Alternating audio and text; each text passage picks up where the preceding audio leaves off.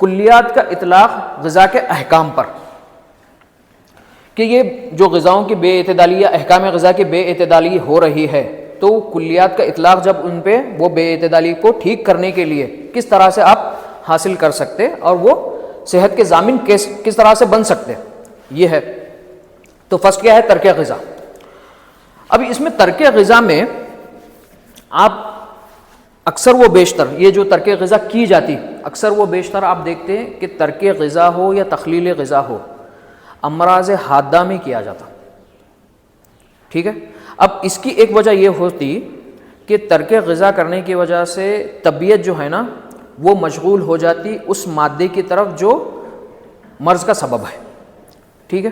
تو اس وجہ سے غذا جو ہے اس کو ترک کیا جاتا۔ ترک غذا سے مراد یہ ہے کہ غذا جو ہے نا وہ مکمل طور پہ تھوڑے دنوں کے لیے یا تھوڑے وقفے کے لیے بند کر دی جاتی، مکمل طور پہ بند کر دی جاتی۔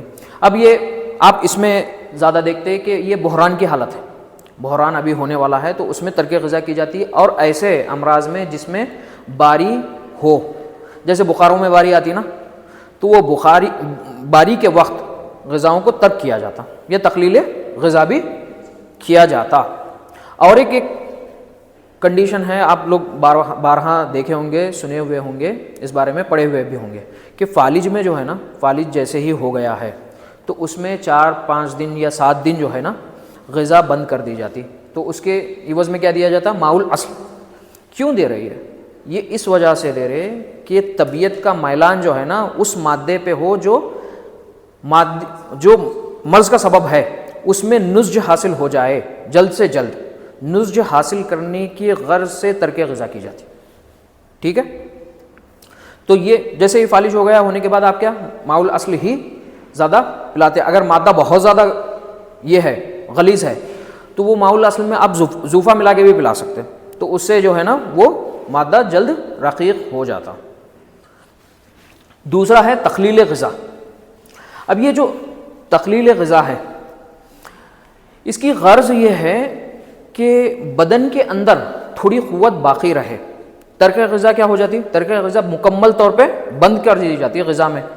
غذا جو ہے مکمل طور پہ اپنے مقدار کے لحاظ سے، اپنے کیفیت کے لحاظ سے مکمل طور پہ ترک غذا میں غذا نہیں دی جاتی، مکمل طور پہ بند کر دی جاتی۔ لیکن تخلیل غذا میں کیا ہوتی؟ اس میں تخلیل غذا میں غذا کی مقدار، کیفیت یا دونوں وہ کم کر دی جاتی کسی بھی پیشنٹ میں۔ اب وہ جو ہے ڈپینڈ کرتا سچویشن ٹو سچویشن کہ آپ اس کی مقدار میں کمی کر رہے ہیں یا اس کی کیفیت میں کمی کر رہے ہیں یا مقدار یا کیفیت دونوں میں کمی کر رہے ہیں، ٹھیک ہے۔ اس کو کیا کہہ رہے ہیں آپ؟ تخلیل غذا۔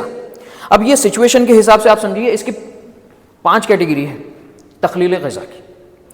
پہلی جو جس میں آپ کر رہے ہیں تخلیل، وہ ہے کمیت کے لحاظ سے کمی کر دی جائے، یعنی اس کی مقدار کے لحاظ سے کمی کر دی جائے۔ اب یہ ہوتا، اب مقدار ہے، ایک مریض ہے وہ سمجھو کہ ایک متعین مقدار میں اتنا زیادہ کھانا کھا رہا ہے، اس کی مقدار جو ہے پہلے جب صحت کی حالت میں ہے تو اس کی مقدار زیادہ ہے، تو اس میں جب آپ تخلیل غذا کر رہے ہیں تو کب کر رہے ہیں؟ مقدار میں کمی تب کر رہے ہیں جب اس کی قوت ہاضمہ کمزور ہو جائے۔ قوت ہاضمہ کسی بھی سبب سے کمزور ہو سکتی، بیماری کی وجہ سے، جب اس کو وہ غذا ہضم نہیں ہو رہی تو آپ اس کی مقدار کو کم کرنا، ٹھیک ہے۔ تو یہ کیا ہوئی؟ کمیت میں کمی ہو گئی۔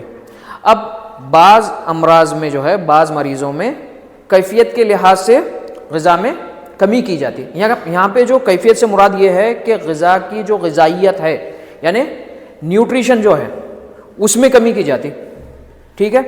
یعنی وہ مقدار میں تو بھرپور رہتی لیکن غذائیت کے لحاظ سے اس میں کمی کی جاتی۔ اب یہ کب ہوتا؟ اس کا سچویشن سمجھیے آپ۔ قوت ہاضمہ کسی بھی مریض کی اگر بہت اچھی ہے لیکن اس کے اندر ردی اخلاط جمع ہوئے ہیں جس کی وجہ سے امتلاء بحسب القوا ہوا ہے، امتلاء بحسب الاوعیہ ہوا ہے، ٹھیک ہے۔ امتلاء بحسب الاوعیہ جب ہوا ہے یعنی مواد اس کے اندر بھرپور بھرے ہوئے ہیں لیکن اس کی قوت ہاضمہ قوی ہے، تو آپ ایسی غذائیں استعمال کرائیں گے جو مقدار میں تو زیادہ ہوں گی لیکن اپنی غذائیت کے لحاظ سے کم ہوگی، لیکن کیفیت کے لحاظ سے کم ہوگی۔ جیسے آپ یہ بخولات وہ جو ہے نا ویسے آپ اس میں استعمال کرا دیتے، جیسے تربوز خربوز وہ ہے، اس میں غذائیت تو کم ہے لیکن مقدار کے لحاظ سے آپ اس میں زیادہ کر دیتے کیونکہ اس کی قوت ہاضمہ قوی ہے تو اس کو بھوک زیادہ لگے گی. آپ ایسی غذائیں جیسے کھیرا ککڑی وہ سیلڈ جو ہے نا آپ اس کو کھلا رہے ہیں تو وہ تو بھوک کو تو بجھا دے گی لیکن اپنی غذائیت کم ہونے کی وجہ سے اخلاط میں زیادہ نہیں پیدا کریں گی. وہ اخلاط زیادہ نہیں پیدا کر رہی تو پھر وہ مادے کو زیادہ نہیں پیدا کر رہی بدن کے اندر. جو امتلا بحسب الاوعیہ ہوا ہے اس میں کمی آنا شروع ہو جاتی. یہ کنڈیشن ہے. اب اور ایک کنڈیشن ہے جس میں مقدار میں تو زیادہ ہو لیکن غذائیت میں کم ہو.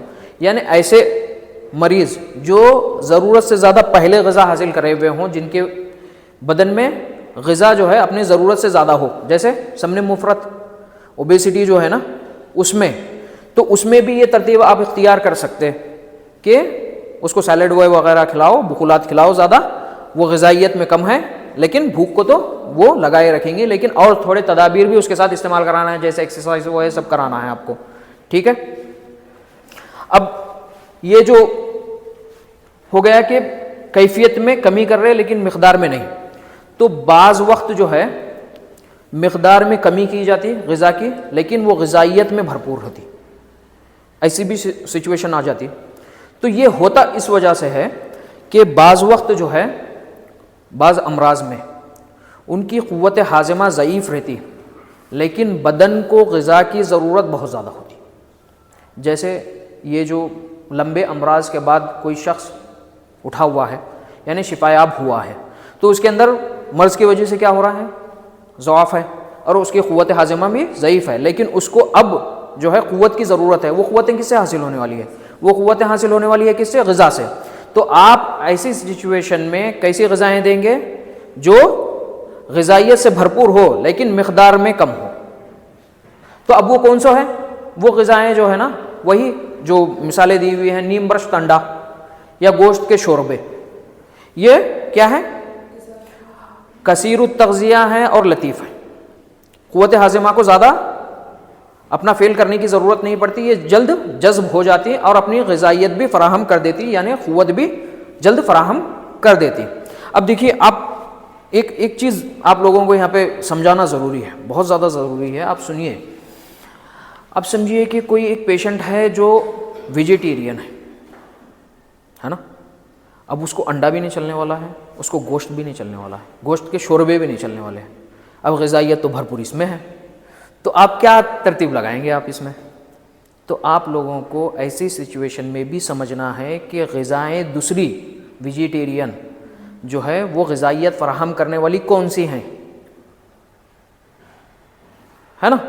تو ایسی سچویشن میں آپ لوگوں کو دیکھنا ہے، غور کرنا ہے. وہ ہے حریرے جات. حریرے جو ہے نا وہ بھی جو ہے نا غذائیت فراہم کرتے ہوئے، تو گیہوں کے آٹے سے جو بنے ہوئے ہیں اس میں تھوڑے بہت مغزیات وہ ڈالے ہوئے ہیں تو یہ مغزی ہیں اور یہ لطیف بھی ہیں. لطیف ہے، کثیر التغذیہ ہیں.